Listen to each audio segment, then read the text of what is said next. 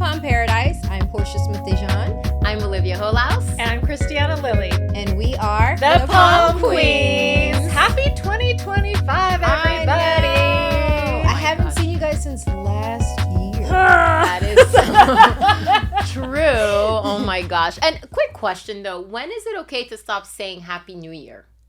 That's a great question.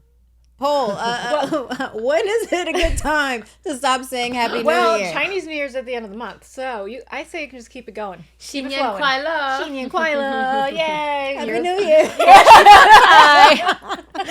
All right. No, but that is such a good question. Is it like past the 10th?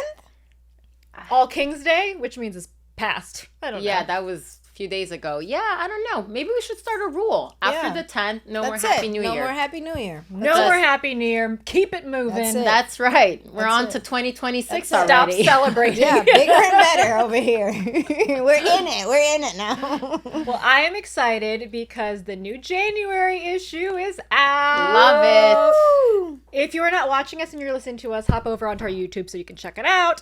We have a really cool cover because it is the 45th anniversary issue for Boca Magazine. Boca Magazine is celebrating 45 years in business. Amazing. Happy birthday, Boca Mag. Yes. Happy birthday, Boca Mag. And so we did a lot of really fun stuff. Later on, we're going to have the publisher, Margaret Mary, on, and she's going to be talking about the OG days of Boca Magazine and the early days of Boca Raton. But this was just such a fun issue to put together, and we're really thankful. A lot of community members bought ads, like celebratory ads for us, and so it's been cute to run through that and see them all wish us happy birthday. And we kind of did a throwback here. I'm sure Margaret Mary can explain more, but if you look at, I know Olivia, tell us what you thought when you opened it. I know, because I texted you, Christiana. It played a trick. It's like a trompe-l'oeil. It definitely played a trick on my eyes. I got it in the mail. I'm like, oh, okay, this is so cool. Little cover. Tiny cover. Sure enough, you got to open it, and it's a cover within a cover. Yeah, so you got to get your hands on this. I feel like this is a collectible. So cool. And we're wearing black.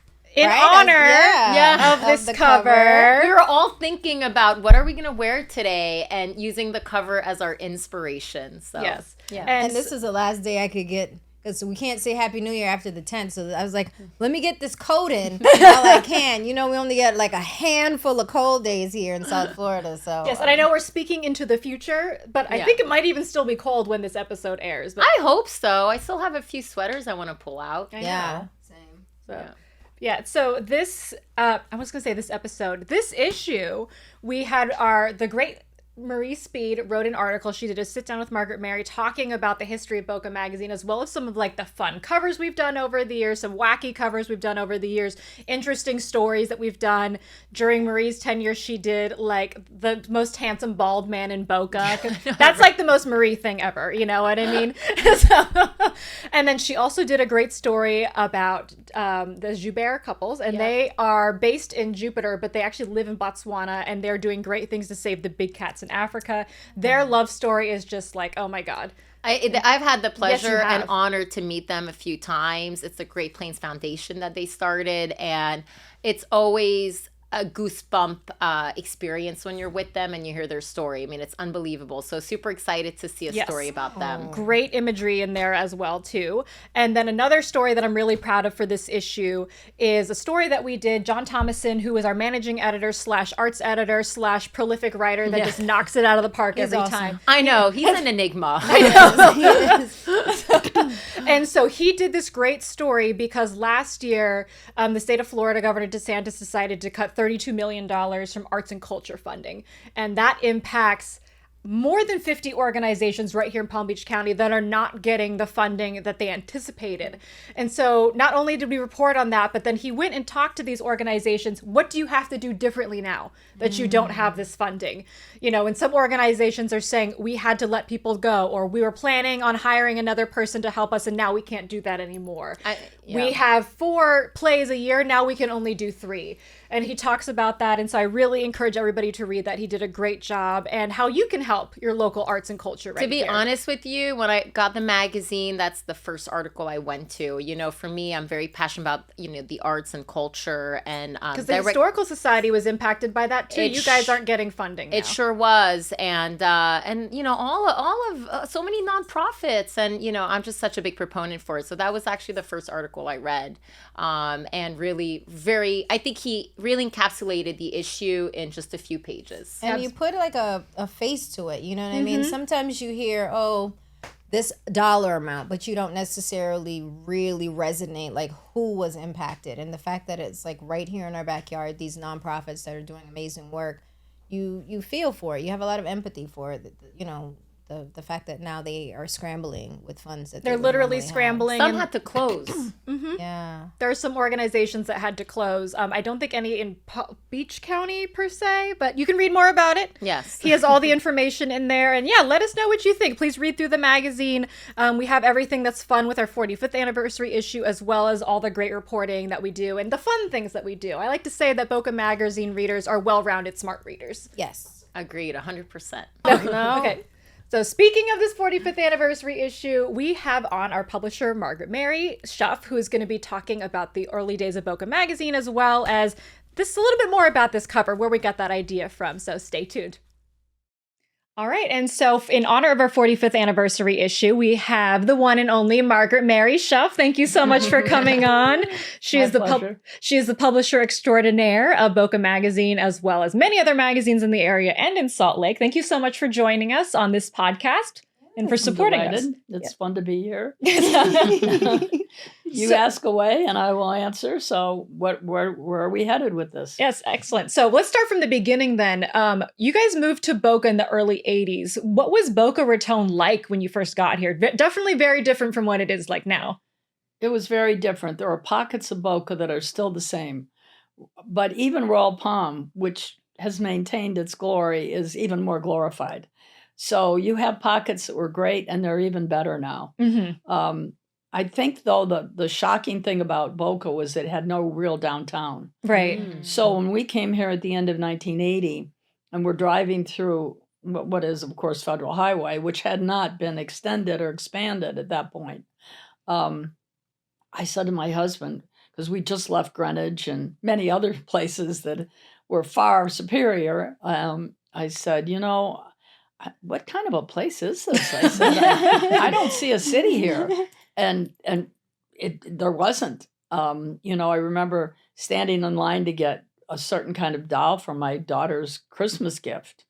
Cabbage Patch Dolls. Oh my gosh. Yeah, that was, And here we were in the old Boca Mall, you know, waiting in line. And they did have a good bookstore there. And they did have movies, but we didn't go to them very often.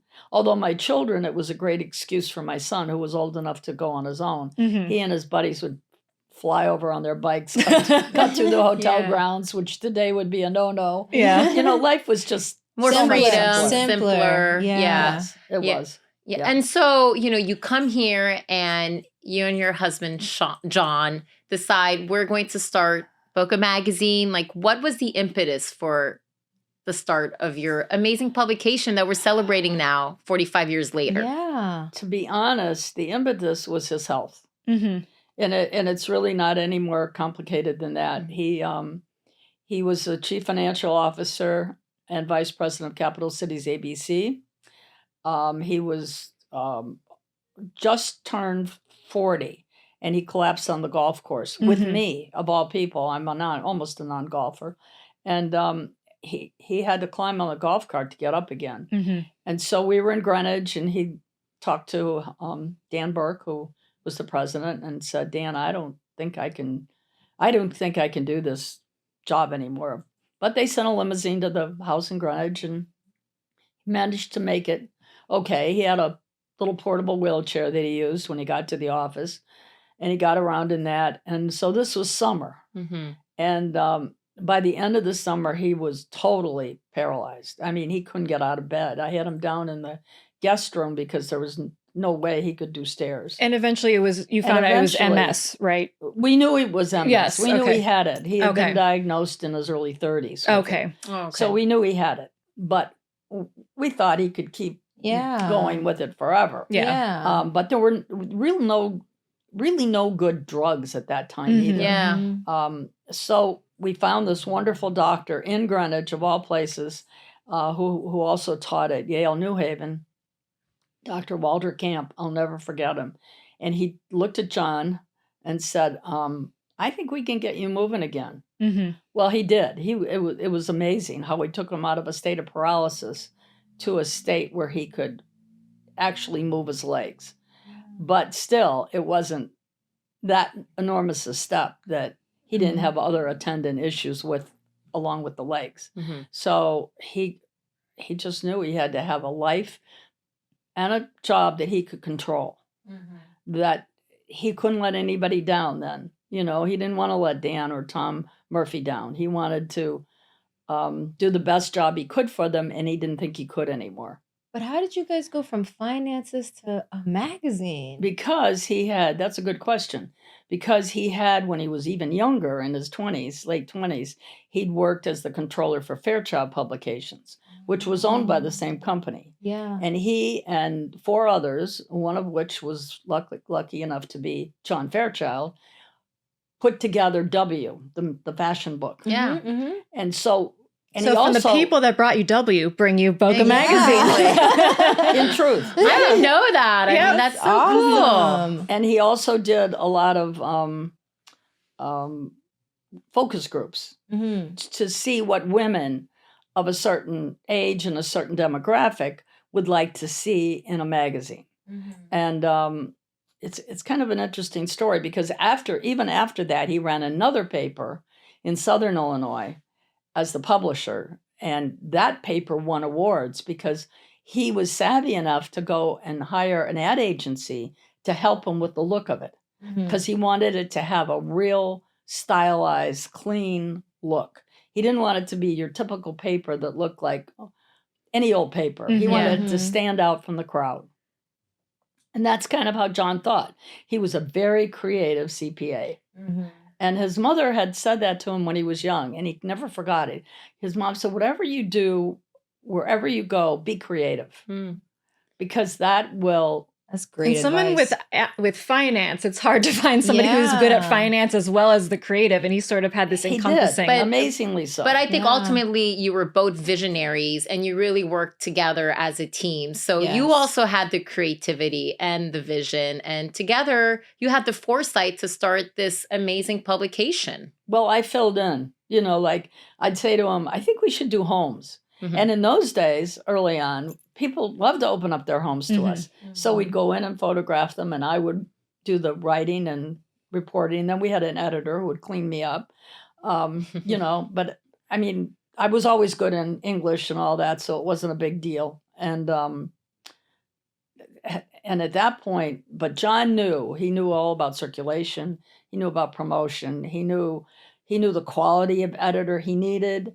And finally, after 10 years, he found the woman of his dreams in Marie Speed, because Marie was really, really a good editor. She was experienced. She had a great demeanor.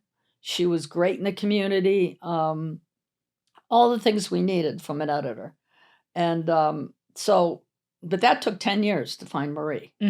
We had other editors in the meanwhile. And she didn't come down at first. That's a fun story, too. No, she didn't come down at first. We went up there. To Jacksonville, her best friend at the time, Joyce Custamaris Wilson, had gone to Florida with her, University of Florida with her. And John knew her through the development of Meister Park. And he said, hey, Joyce, any chance you know of a really good editor that might be up in Jacksonville? Because that's where she had come from. And she said, oh, one of my best friends. And that's how we flew up. We didn't fly. We flew in our car up to Jacksonville, and we met Marie. And she was in the middle of some personal issues and didn't know if she wanted to leave her job and blah, blah. So she said, I'm not sure. And John said, well, I'm going to call you a year from today. I'm writing it in my calendar. Sure enough, he did. It was amazing. serendipitous. It was meant to be. And sure enough, she did come down. Yeah, we definitely need to have her on the show sometime soon. She actually wrote in this issue as well.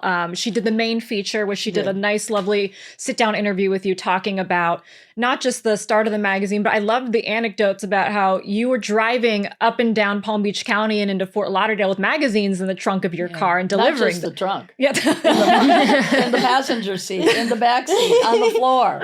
I love that. And I opened up, I had my therapeutic sandals on and my chinos and golf shirts, and I would just go into all these great bookstores and even mail, little mail places where you could buy cards and all that. I would even set up in places like that, and it sold like gangbusters. And our subscriptions were through the roof. I mean, it was just unbelievable, and it was good because it was the era when glossy magazines were big. Yeah. Now, once digital got to be a thing, magazines kind of took a back seat for a while. Now we see there's an interest again, and people that are readers and love their community and are interested in their community and the people who make it, they'll buy it. Well, there's nothing like being able to touch and feel and open the pages and this cover. Can we talk about this cover? I mean, amazing. Like, how cool. So tell us the story about this cover. Well, that's a cover that we had done or we copied it from a cover that we had done on one of our anniversary issues. And Lori, who's our art director, and she's just great, a great innovator. She said, well, let's just take it and change the dress. And of course, the model has to be different. And so we kind of just recreated it, but gave it a new spin with an up-to-date dress and a young model. And she put the 45 on the cover. You can see it a little bit. Yeah. No, this was a really fun issue to put together, and I had to go through so many back issues to do research for this. She did. Every time I turned around, she was running with a volume of what about this one? 1983. Oh, God, 1983. I know. And then I'm going to her like she hasn't seen it before. I'm like, did you see? She's like, I know. I was there. Honestly, now, how many issues are there? So I went through, we have a TOC book, table of contents book, and I was curious too. And I think if I counted correctly, there might be human error if I 2 pages were stuck together, whatever. This would be issue 299. Wow. How cool is that? You couldn't pull off 300. I know, I couldn't. I tried to slide in something in 97, And the coolest thing is, I don't know if everybody in the Boca community know that you guys also have your sister publications in Salt Lake. So you have Salt Lake Magazine, Utah Style and Design, and Utah Bride and Groom. So you guys, your footprint and everything that you guys have accomplished in this time frame is really just remarkable. Well, and it's kind of all started with multiple sclerosis. It's such a negative to start with, but it turned into such a positive because John made it a positive. We made it a positive. Our family made it a positive. Absolutely. Our children, obviously really didn't wind up doing any of the management in our business, but they certainly supported it, and they were proud to be part of this. It's been a part of them since they were little. We are proud to be a part of your legacy. I mean, absolutely. we've been a part of Boca Mag for quite some time, whether working there full time or collaborating, and it's been such an honor, and it's been so cool to see the evolution of what you and John have built on. So congratulations. Thank you. I'm proud of it. And I know that it kept him going for 40 more years. Yeah. And it did. So and it's honestly, it's the magazine of record for Boca. Like, we've had people come in and they're looking at articles about, there's this new idea for a place called Meisner Park. What do we think about it? I know. And people were like, I don't know, that sounds crazy. But it was needed. And, Right. and it really did put Boca on the map. And Tom Crocker, I have to say, was the fellow to do it because he was local. He had the wherewithal. He was a small enough outfit that he could do it. If you pulled in somebody from Baltimore, New York, or wherever, they necessarily wouldn't have had the interest or the desire to make their city better, but Tom did. So Jamie Snyder was the one that really kick-started the whole thing. And then there were two people from the city, Bob George being one of them.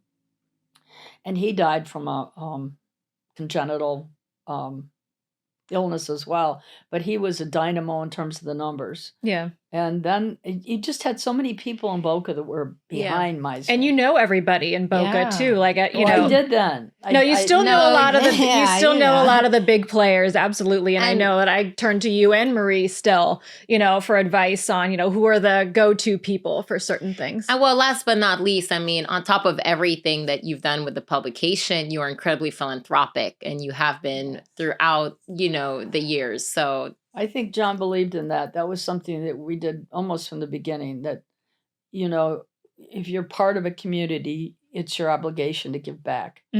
And so we've given back with sponsoring a lot of charities in the magazine, as well as we have a little small charity foundation. And I give to that too. And you guys served on a lot of boards as well. And, been, sounding boards and, telling them what the community needs. I know with FAU College of Nursing, the hospital, a number of organizations you've been a part of. School. Lynn University had a board for a while that I was on. And I've also been a little involved in their conservatory, which is dynamite. Right. So true. Honestly, it's dynamite. I say to Don Ross all the time, I said, when you brought Jan Robertson in here, that was just a marvelous thing you did, not only for the school, but for the community. Because it's just a wonderful asset to have music like that. Yeah. So yes, and FAU has a great nursing school, and my daughter went to St. Andrews, and a lot of lovely people we met through that. Yeah. So the hospital, of course, has been, we both were on the board in the hospital before it was sold, of course. So we saw the need for it being sold, which is kind of important, because you then don't have a negative stance about things if you really know the why. They were forthcoming with everybody. Yeah. Yes, exactly. And so you can kind of talk in a positive way about why things need to change. Because change is hard for all of us. But you guys have one thing too, before we end. Speaking of change, you guys do a great job in regards to with the evolution of change. Because I know we were talking about print and everything like that, but Boca Mag, as well as your Salt Lake sister publications, you guys do a good job of staying relevant, of merging digital with the traditional. And I think I have to say we have a fantastic website, and I'm not just saying that as a 3 times removed web editor. But our current web editor Tyler is fantastic, and our social media and everything. And now we're exploring the podcast world. And I just love being at a place where you guys are open to trying new things like that. Well, I think it's important. I mean, you can't stay in the closet and hide your head. You have to face reality and face what's new on the horizon. Yeah. So I don't know what the next thing's going to be. You ladies have brought us the podcast. So we'll have some sort of teleportation Boca Mag. I don't know. That would be funny. So, well, if anybody wants to hear even more about the early days of Boca Magazine and what we're doing now, then pick up the latest copy. It is our 45th anniversary issue. It's full of lots of fun stuff about the anniversary, as well as our regular coverage of amazing people, things, and places. So thank you so much, Margaret Mary, for coming on. Thank you. Thanks for having me. Yes. Yeah. I like to chat anyway. Yeah, we always love to chat with you too. I mean, that was always a fun thing working at the office. As long as we've been working at Boca Mag, previously, we've still heard new stories. So I know. So much fun. So thank you. Okay. Thank you. And happy anniversary. Bye-bye. I really enjoy chatting with Margaret Mary. It's always cool to talk with her because you always learn something new. So even though you guys have been involved with the company in some way. Yes. And we've had many talks in the office with her, and had no idea that, John was involved with W Magazine. Yep. And then Yeah. here you are, Boca Mag. Yeah. I know, and I love. So David, her son, still works with us, Yep. and so so it's definitely a family-owned company. So it's always, he hates it, but every time we talk about when they were little and everything like that, and you guys as kids kind of grew up at the office too. They did. I know. You used to hide under your desk. Yep, and Portia would tell her girls to not make any noise. noise. You sit there and don't say anything.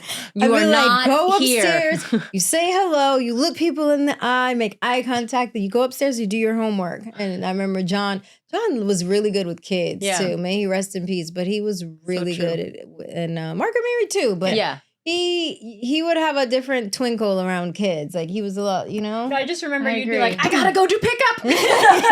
Yeah, and they were always so great about that, and I Yeah. think that's why it was really a great place to work. So Absolutely. Yeah. And so now, but then recently, your little girl is not such a little girl anymore, Portia. know. Our oldest daughter, that I used to run and go do pickup for, we just dropped her off at college. And But how? left You're her only there. 25, Portia. I know. I don't know. But no, seriously, it was hard. Like nobody told me about this. Like when they give you the baby, obviously they don't give you rules. No. But you know something. They're gonna pee on you, like poop. Pee, all that good stuff. You got to feed them. You got to keep them alive. You Talk know what back. I mean? Yeah, talk back. But nobody really prepares you for the drop off. Like that really was like a gut punch. My heart was like, it was tough. It was tough. And this just happened. So how are you coping? I'm not really coping. Are you in denial? I'm not in denial, but like sometimes I forget. Like yesterday, even our youngest daughter, she forgot. Like she ordered extra donuts for her sister. And she was like, "Do you want it?" And I was like, "Why? I don't eat donuts." And she was like, "I ordered and I forgot." And I was like, "Oh God." That pulls on the heartstrings. So she must miss her sister then. She Even does. If she probably doesn't want to admit it, though. Yeah, she doesn't. She's like, But- that girl, whatever. Yeah, but little things like you're tidying up the house and like you just see the door and it's just like empty. Quiet. You know what I mean? And What was harder, dropping her off when she was a baby for like daycare or school for the first time, or this? Or is it just different? Ooh, that's a good question. I bawled in both. I do think the hardest one was college drop off, at least for me. I thought I was good because one thing about me, my unhealthy coping mechanisms are staying busy. Yeah. And when I'm busy, I trick my mind or my feelings rather into like shoving them deep down. And in this particular case, I was so busy because I was like almost neurotic to make sure that I was setting her up to have everything before we drove off. And everything had to be perfect. Correct. And her dad was amazing. Her dad's like putting all the stuff together and the Ethernet cords and all that good stuff and just like managing. Snaps for Steve. I know. I was gonna say He's back here right now. It was so good making sure like the little bit of space that she had was fully functional. You know what I mean? So doing that stuff. And me, I was like nesting, but like in her door, right? Yeah. I was like, oh, we got to do this and you got to have feng shui and, And I was so wrapped up in the tedious stuff that when it was time to go, it just hit me. Like it hit me like a ton of bricks. I'm not she's kidding. not coming with me. Yeah. And then like watching the wave as we drove away and she's like crying. Oh, she was crying too. Oh yeah, she was How is she done. doing? She's doing good. I mean, I think the first day is the hardest day. The first semester, like I Yeah. remember, it's an adjustment. It's an Yeah. adjustment for everyone, for Yeah. her, for you. It's And no matter if you're, one town over and you're just not used to being at home anymore, or like for me, my parents were 16 hours away. But yeah, the first semester, like you need to she needs to give herself grace too. But I remember, at that time you're like, I am the first person to go through this experience. It's so true. And nobody after me will go through this Do experience. you guys, I have a question. Do you guys remember your drop off? And did your parents cry? Because I'm like going back in my mind and My parents, my mom I don't think wasn't my even mom there. cried. My mom wasn't there. No? My dad was there, and he's actually more emotional than my mom. My mom laughs about when he dropped me off for preschool, how he cried. And I hate to say it, I think that's the Chinese in her, you know? She's off to school. This is what we do. She's like, she will be back. I know. We pick her up at 5. I know. No. So like, apparently, like when the bus drove away for preschool, as I was on a bus. Yeah. I went up against the. I know. Okay. Get out of here. That's going down a rabbit hole. So, and then I threw myself against the window and started crying. And my mom says he came upstairs and he went into the bedroom and then locked the door. Aww. And she's like, "What's wrong with you?" And he goes, "You didn't see her face." And then she goes, "Do you not want to send her to preschool?" He goes, "No, we have to." She goes, "Then what's the problem?" What about you? No, you know what? My mom was there. She set me up, but I don't remember her crying. No, my mom is like is so sweet. She's French, but she's French too. So no, she doesn't wear her emotions on her sleeve. Yeah, so she copes with it I'm differently. sure my dad like cried or got upset, not in front of me though, because I was crying because I was so nervous because like I didn't know anybody, I didn't have a cell phone, I didn't know I didn't have like a bank account, like nothing. So I was so nervous. So it's fine that she's nervous, and I think it's fine that you're, it's a big moment for both of you guys. Yeah, I tried really hard not to cry in front of her, and I keep trying to recollect if my mom cried, and I'm almost positive she didn't. But it's funny because my mom wanted to come up to the send-off, and she cried. And I was like, where were my tears? I was like, where were mine? I don't remember you crying for me. But yeah, we're not the first. We're not going to be the last. It's just and part she's of life. going to have a blast. When she gets home and she meets people and finds her groove, she's going to have an amazing time. She'll be making bad decisions before we know it. I know. And that's okay, right? As long as they're within a safe environment. We all did. So we had somebody really great sponsor today's episode, so I'm really happy to have them on. If you haven't been yet, 388 Italian Restaurant. So stay tuned. We're going to be hearing from the guys behind it. All right, everybody. For all you foodies out there, we have Maddie Sorrentino from 388 Italian Restaurant. Thank you so much for joining us and supporting the podcast. My pleasure. All right. So I know that you guys have your roots up north. You had the restaurants there. What brought you down to Boca Raton and to expand the business? Warm weather. Warm weather. That is a good reason. That is. It's enough. No, my father has been here for years. He passed away, but he loved Boca Raton. Mm-hmm. Had restaurants here. And it just became part of me, and I just came down here. I'm a resident now, homesteaded. Welcome. And then you find out the insurance and everything's higher than New York. Yeah. No state tax, but we got other stuff. I'm sorry. Go ahead. No, it's okay. So I know that our food editor, Christy Galliano, when she visited, and when she does a review, she doesn't let the restaurant know that she's going. That's the whole point. And she raved about the restaurant. And I know that everybody that has gone, she's described it as it's not just a restaurant, it's a scene. Tell us about, creating that environment for your customers. Well, we make it try and feel like family and friends and try and give you a whole experience when you come. Not just like you're coming for dinner, hi, goodbye, and see you later. Mm-hmm. We give you the kisses, we give you the hugs, we give you the handshakes, we become friends, we just try to make it a pleasant thing, because you can go to any establishment. Sometimes everything's great and the coffee's no good, and they just focus on the coffee. Mm-hmm. So, but we try to give out that, we do our best, like I'm sure a lot of the restaurants do. You open up a business, go into it, and hope for the best, and just give what you have to give. Mm-hmm. And most of the time we've been blessed. We're here. We opened last year, October 10th. Opened with a bang, and we weren't ready that much, but we did the best we could. And it's like any business opening up when you're not used to working hand in hand with certain people. There's some growing pains at the growing beginning. Pains, but some people don't forgive. Some people don't forgive. They don't want to nothing. But and now we have it pretty much down pat. Which things in any business, things go wrong. Some people just don't like, but we love everyone. If you don't like us, we like you anyway. You don't have to come establishment. You don't have to come to their establishment. But we wish everyone the best. No one goes into business to fail. Right. Mm-hmm. So they got to understand that.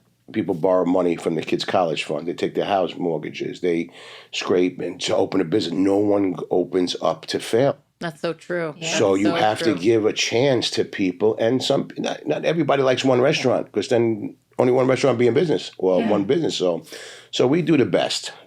If it's for you, we thank you for coming.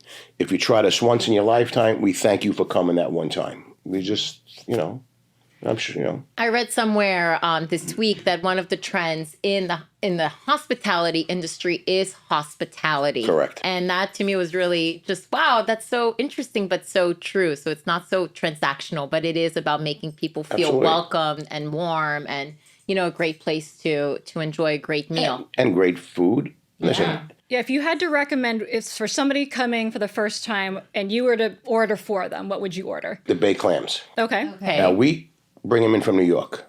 My father did that, started years ago, and we keep, because of my son, his grandson, which is Mr. Sal's my father, and my son, Salvatore, which is owner, is Sal. So we pay homage to the grandfather.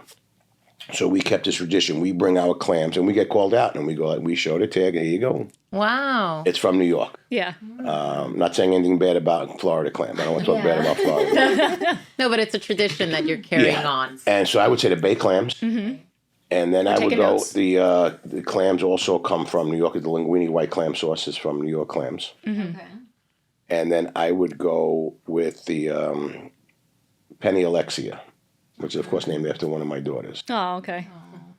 I loved how dishes, when they add in All names. Italian families do that. And it's family, la familia. All right, so then moving on then after the baked clams, Yeah. clams linguine. Yeah, you got to try out Napoleons. Last year we didn't have the Napoleon because the restaurant was small, so we couldn't put everything on the fridge. We got hit too hard. We were doing 250, 300 people a day from opening, and it was just, hello. I mean, it's a good hello. problem to have. It's a good, bad problem. Yeah. You know what I'm saying? We thank everyone for coming and trying us. And again, if, you weren't happy, if you want to give us a try again, or our place or any other place that opens up anywhere, give them another shot. Don't just, So that's how we go. But the restaurant industry, in my opinion, is like the hardest industry. What is it that Agreed. you love about it? I'm still trying to figure that out. You're being a martyr right now. No, I grew up into this since I'm 15 years old, washing dishes. I started washing dishes in a famous place in Queens, the original family style called Don Pepe in Lefferts Boulevard, which is still there. Still washing dishes at this point in my life. But you got to love anything you do. Yeah. You really, truly have. I would tell anybody that sometimes people don't have a choice. They just have to support their family. They have to support themselves. They have to do something they don't want to do. So I respect that. But if you can find something and go in an industry that you love, it makes it much easier. And then it shows to the people. Because you don't want to be in a service business and be nasty and rude. People, I don't like the salad. I don't care whether you like the salad. That's the way we make it. That's how we make it. You know what I mean? No, you have to. I'm sorry. What would you like? I'll make anything else. And some people you can't please. Yeah. They go out by us saying, well, I wasn't that nice to them. And they were really nice to me on the way out. Maybe, some people are just the way they are. So you just got to be you. And it's like a hospitality. You're getting them in. Now you got to hold on to them. So do what you have to do to hold on to them, with making a profit, of course. Right. And it's getting harder and harder in any industry because things are just food cost. Everything is through the roof. Everything went through the roof in every business. So everybody's in the same boat. Well, because you're not busy enough, you decided, let's do wine. Yeah, and I love the name too, by the way, Notorious Pink. Yes. Love Yeah. it. Great Tell us wine. ab- Open tell up us about after this. and let me know. Yes, absolutely. So I invested in it 2 years ago. Okay. With friends of mine that own the company, and so far it's been going great. We have other things. We have different line coming out, but you try it and you let it.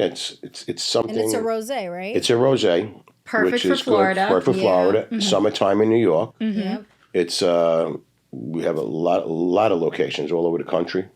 And where can we buy this locally? You can come to 388.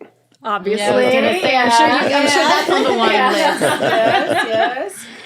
But I don't know. I got to look at some local stores here. Some stores have it. Absolutely. All right, but definitely we'll just send people over there. Thank you. And you were also kind enough that you told us before we started filming that you wanted to do a giveaway with our listeners. Correct. So Maddie here has offered, we're going to have more details on our social media. So check us out at Palm Paradise Podcast on Instagram. And we are going to have details. He's going to be doing a $100 gift card to 388. So if you haven't been there, you can check it out. And if you have been there, now you got a reason to go back because you got the $100 covered. I wish I could enter because I can't wait to try your restaurant. Same. All right. Well, thank you so much, Maddie. Hey, thank you for having us. On. I really appreciate that. And we'll be seeing you soon at the restaurant then. Thank you. And we'll give you our review of Notorious Pink. Please. All right, honest review. Yes. All right. Thank you so much. Thank you very much. All right, guys. So when are we going to 388? Soon. Yeah, Soon. that made, just the menu alone just made me want to go there and eat now. And I want to see that air tag for the clams. I'm creating a Finsta immediately so I could get that giveaway. I know. A fake Insta. I was I going had to to say, you lost me there for a quick second. All But right. yes. All right, so definitely head over to our social media so that you can enter that contest for a $100 gift card. So we are on Instagram at Palm Paradise Podcast. Make sure you're also following Boca Magazine, and we're also on TikTok. We're getting the groove. I think we're doing good on TikTok. We are. Hopefully And then they stick around. I don't know what's happening with the band. But TBD. And if you are watching us on YouTube, make sure you also check us out on our podcasting platforms. And if you are listening to us, hop over to YouTube so you can see our antics live and in action. Yes. And thank you, everybody. This is Palm Paradise, powered by Boca Magazine. Bye. Bye.